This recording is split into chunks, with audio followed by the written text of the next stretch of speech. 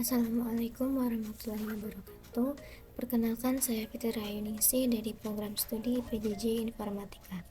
Oke, di sini saya akan mempresentasikan sebuah topik dengan judul data dan informasi. Oke, definisi data. Data sendiri adalah berupa kumpulan fakta mentah yang belum dapat diolah. Nah, data sendiri tidak dapat diambil sebagai pengambilan keputusan. Untuk data dapat berupa angka, simbol, karakter, suara, gambar, atau tanda-tanda yang dapat dijadikan sebuah informasi. Oke, berdata menurut para ahli.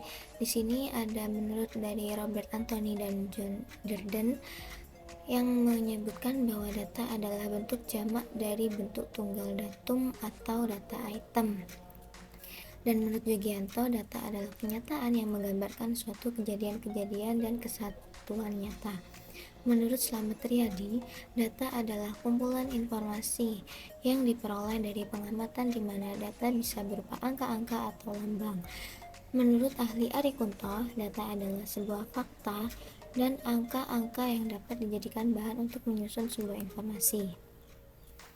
Contoh dari data sendiri berupa seperti kenaikan harga saham perusahaan A, suhu tubuh seseorang atau suhu harian, dan jumlah penduduk suatu kota.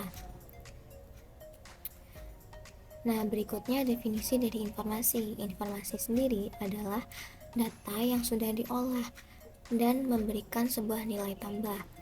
Nah, informasi ini dapat dijadikan sebagai dasar untuk pengambilan suatu keputusan. Oke, pengertian informasi menurut para ahli. Di sini pengertian informasi menurut Anton M. Mulyono menyebutkan bahwa informasi adalah penerangan, keterangan, pemberitahuan, kabar atau berita. Informasi juga berupa keterangan atau bahan nyata yang dapat dijadikan dasar kajian analisis atau kesimpulan.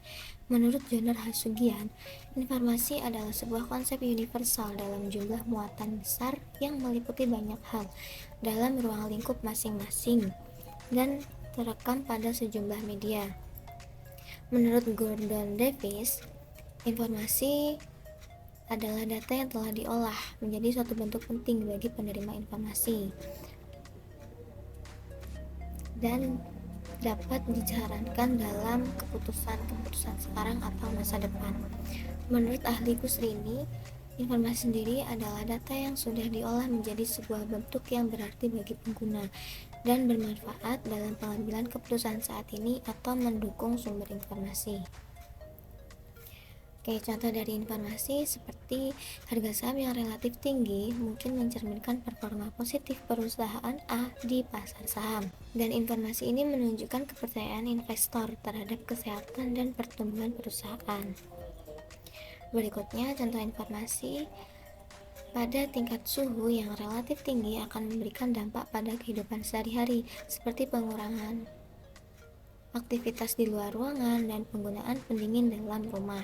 Dan rentan suhu tubuh normal pada manusia berkisar antara 36,5 derajat Celcius hingga 37,5 derajat Celcius.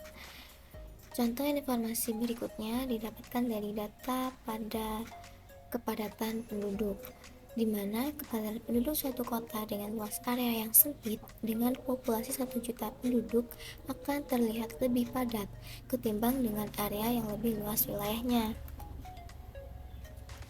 Nah, dapat disimpulkan perbedaan data dan informasi, di mana data tidak memiliki makna atau konteks tertentu sampai diolah lebih lanjut, sedangkan informasi adalah data yang telah diolah dan memperoleh makna atau kegunaan tertentu.